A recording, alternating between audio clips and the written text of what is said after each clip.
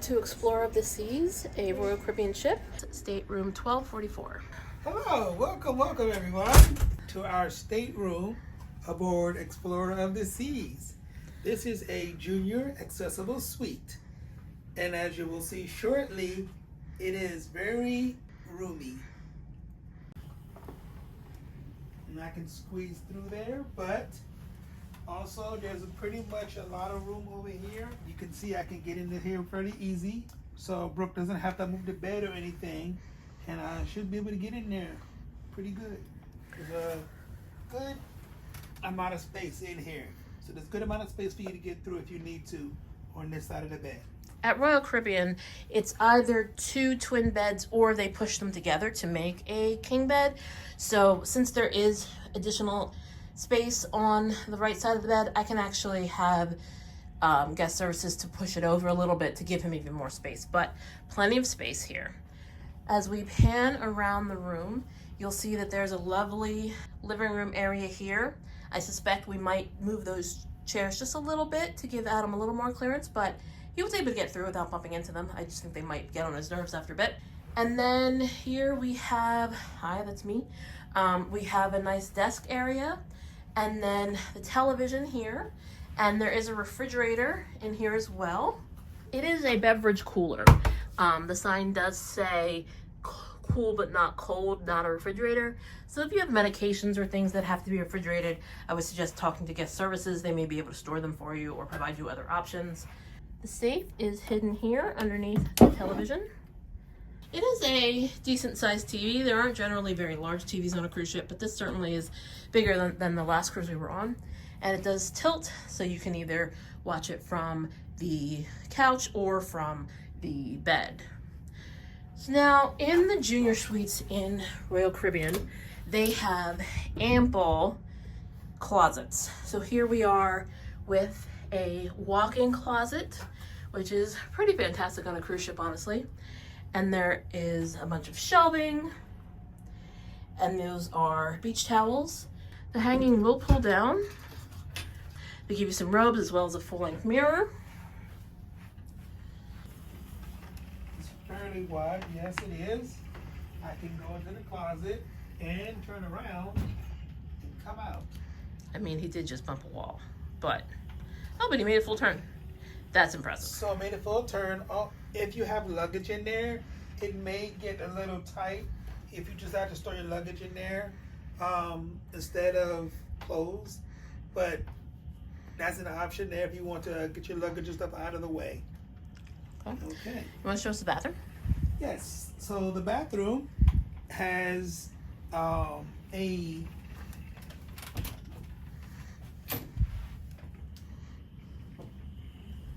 large enough area for you to get in. There is a ramp, so you slightly go uphill.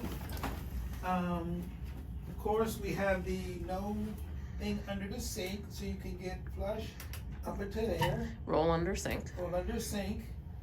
There's a stopper, which I haven't seen in a while. We have both grab bars on both sides, a pull-down one, which is very good for people who need that type of assistance.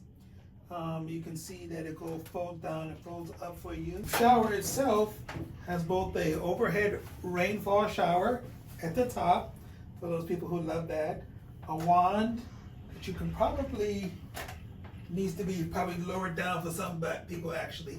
That's pretty high. It comes off if you get it. These are a great feature to have, because you have 3 options. The faucet here, which I'm rinsing my feet off right now from the sand in Labadee. You also have the wand by turning one of the dials up there. They also have the rain for a shower at the top. But this is pretty ingenious. I wish other cruise lines to have this, because I do not recall seeing it before. And now you have the bench itself. Let's see how easy. That comes down pretty easy. Getting it back up may take a little bit of little tiny bit of strength, but that's great too. One thing that I do just notice is the the provided shower things are too high. So if you do need to use those, you may have to ask someone to help you. Of course, most, I think, accessible bathrooms, if I recall, have your emergency call button right there and your telephone in the bathroom when you need to make those international calls to different people and stuff. But it's pretty spacious. So it's okay. I would give it a maybe an A or B. Actually, no, I'll give it an A plus, because as you see on the door right there, the hooks and stuff are at a lower height for somebody in a wheelchair, which is great. Sometimes they don't always thinking about that, so that is great to have. So you can at least have hang your towels or your other wet clothes in there, so you can do that. The bathroom does have a slight swing to it, so it does help to close the door easier. Getting to the balcony right now may take a little bit because the way the room is arranged, the chairs are in front of the door. So we can't really go outside to the balcony right now, but in about 5, 4, 3, 2, and now we can probably head out to the balcony. Wait.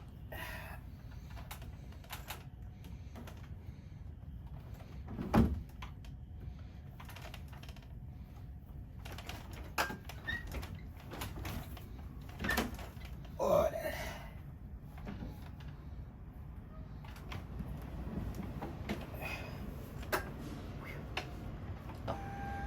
As you see, this door is very heavy. Oh my gosh.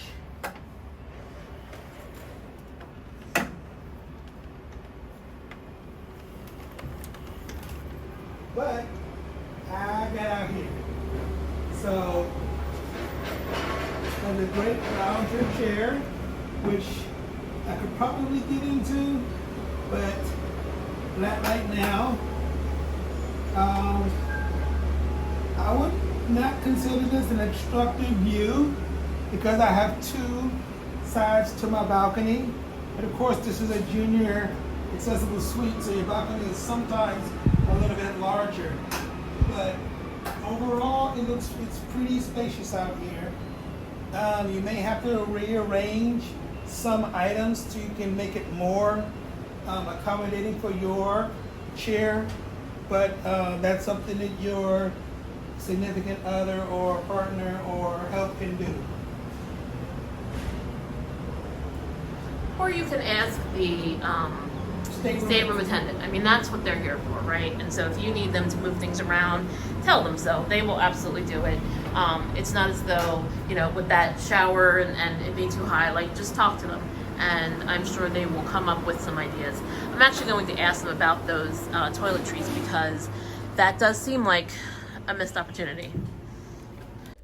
But yeah, first impressions is pretty good. A couple of small things are just like the little annoyances for like the balcony door is like really heavy, hard to pull down. But other than that, it's good so far. There was no automatic button for opening the door. Oh, yeah. We were on the Disney Fantasy and they had an automatic button. On the flip side, though, of the automatic button, every night, if I got up to go to the bathroom, I lived in fear that I was going to open the door instead of turn on the bathroom lights because they were right next to each other. And it didn't have a lock. It didn't have like an extra lock, right? So there's pros and cons to having the motorized door. But I did like it. But we'll see how he does going in and out of this. Yeah. There's coffee. What was I thinking? Yes. So there is coffee. I will insert some footage here of the coffee, and they also brought us water for my CPAP and an extension cord. We haven't located the outlets yet, but that's the next thing we're gonna do. We wanted to take the video before we messed up the room. They had some welcome cookies for us. They're probably not gluten free, so that's gonna be all him. And some bottles of water. So that was very sweet. We got the key. Do you want to talk about the key? Yes, the key was an interesting thing. We got on the ship a lot faster than I expected. We dropped our carry-on bag with the key desk, or the person with the key was, I don't know how to say that, but yes, dropped it off with them, and they took it, and we just went straight to lunch. My impressions of it so far, I think if you want to get on the ship quickly and have a smooth everything, it's worth it. What do you think? So the Key is a program that Royal Caribbean offers that provides some upgraded experiences, and it does include surf and stream internet. And so if you are already going to buy the most expensive internet package for one of your devices, and you're going to do that for everyone in your stateroom, then I would suggest looking at the Key, because the increase in price after that is pretty small, truthfully.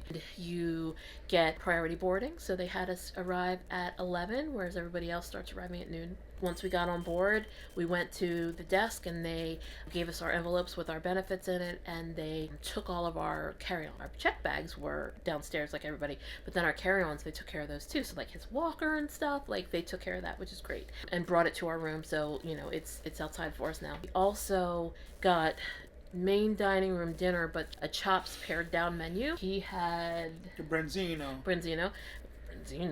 I had filet mignon, and oh my god, it was good. There was some confusion about like the gluten-free options, and so he and my sister and I both needed gluten-free, so we were like, if we would like the burger, but if you can't do gluten-free on the burger, give us the filet. Well, they brought us both, which was kind of funny. Yeah, so we had a nice big lunch, and embarkation day is always the hardest day of the trip.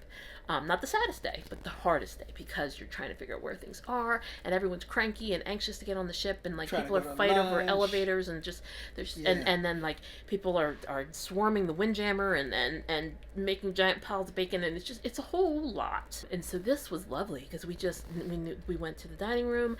They had, you know, everything ready for us. They brought us our food pretty quickly. We sat. We were just, you know, comfortable in the air conditioning because it was super humid outside. To be able to just have that nice time inside was amazing. And then we came to our rooms. They were very accommodating. They were a little confused about my gluten-free needs at first, but then when the head waiter came over, and then he was like, oh, I got you. And then he like made all these things happen and got me gluten-free French fries, because they brought us no vegetables, because they were like, I don't know, are they gluten-free? Like, they were very confused. If you're not getting internet, I don't know that I would get it. But if you're already going to pay for internet, look at it, because the differential in price is pretty small once you consider internet. And you think about like having essentially a specialty dining experience, those two prices together, and you've already paid for the Key. So if those are things you would already buy, go for the Key. But price it out, see what works for you. It's also not the same on every sailing, so your prices may vary based on when you're sailing. But if you need help doing that, of course you need to contact my lovely wife. Yes, Brooke at vacationwiththemagic.com, and I would be happy to arrange a cruise like this just for you. We do all of the major cruise lines. We do hotels, we do land vacations, sea vacations, you name it, we can book it. Obviously, we always have an eye for special needs, whether it be mobility access or autism or any other accommodations. So please give me a call or send me an email, and I would be happy to assist you. Okay. Thank you, and see you in the next video. All right. Bye. Bye.